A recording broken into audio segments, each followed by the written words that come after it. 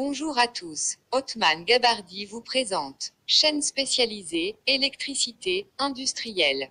Cet article traite. Contacteur. Appareil électrotechnique destiné à établir ou interrompre le passage du courant, à partir d'une commande électrique ou pneumatique. Un contacteur est un appareil électrotechnique destiné à établir ou interrompre le passage du courant, à partir d'une commande à distance, électrique ou pneumatique. Symbole électrique d'un contacteur tripolaire, à gauche la bobine, au centre les contacts de puissance, à droite un contact auxiliaire. Utilisation. Il a la même fonction qu'un relais électromécanique, sauf que ces contacts sont prévus pour supporter un courant beaucoup plus important. Les contacteurs sont utilisés afin d'alimenter des moteurs industriels de petite, moyenne et grande puissance. Ils possèdent un pouvoir de coupure important. Ils sont aussi utilisés en milieu domestique pour alimenter des appareils électriques comme le chauffage ou le chauffe-eau car les organes de commande, thermostat, interrupteurs horaires et autres contacts de commande risqueraient d'être rapidement détériorés par un courant trop important. On en trouve aussi dans certains véhicules comme le contacteur, interrupteur d'allumer la lumière éclairant le coffre quand on en ouvre le capot à partir d'un certain angle, 6, parfois remplacé par un contacteur à billes. Des contacteurs au mercure sont également utilisés dans de nombreux appareils domestiques.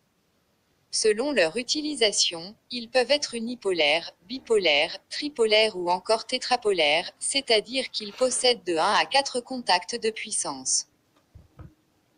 Sur les contacteurs de puissance élevée, les bobines de commande sont souvent interchangeables, permettant de commander le contacteur avec différentes tensions, 24 V, 48 V, 110 V, 230 V, 400 V. Cette tension peut être continue comme alternative.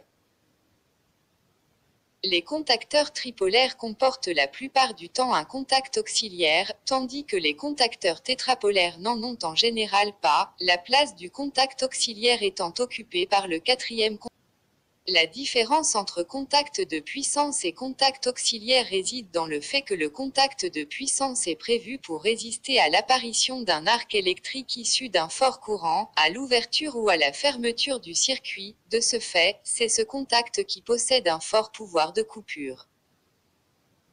Le contact auxiliaire n'est doté que d'un très faible pouvoir de coupure, ce dernier fait partie de la partie commande du montage dont les courants restent faibles face à la partie puissance.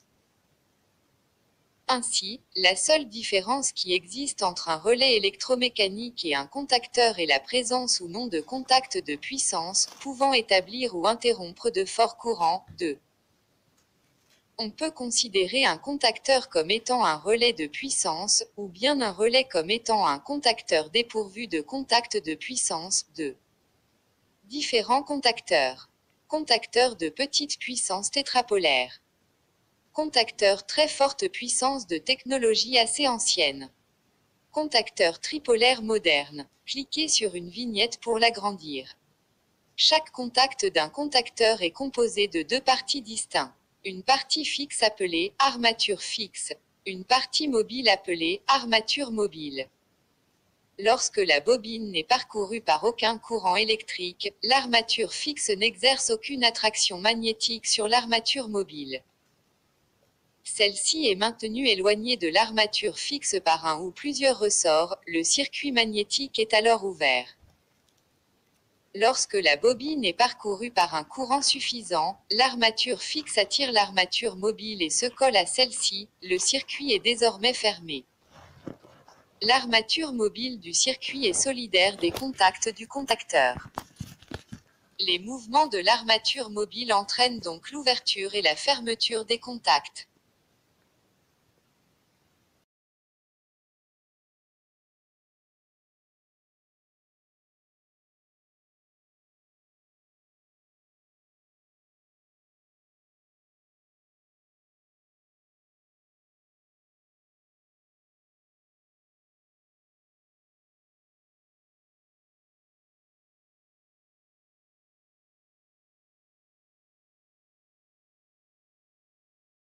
Interchangeable, permettant de commander le contacteur avec différentes tensions, 24 volts, 48 volts, 110 volts, 230 volts, 400 volts. Cette tension peut être continue comme alternative. Les contacteurs tripolaires comportent la plupart du temps un contact auxiliaire, tandis que les contacteurs tétrapolaires n'en ont en général pas, la place du contact auxiliaire étant occupée par le quatrième contact de puissance 7 à 8 non représenté sur le schéma ci-dessous. La différence entre contact de puissance et contact auxiliaire réside dans le fait que le contact de puissance est prévu pour résister à l'apparition d'un arc électrique issu d'un fort courant, à l'ouverture ou à la fermeture du circuit. De ce fait, c'est ce contact qui possède un fort pouvoir de coupure. Le contact auxiliaire n'est doté que d'un très faible pouvoir de coupure, ce dernier fait partie de la partie commande du montage dont les courants restent faibles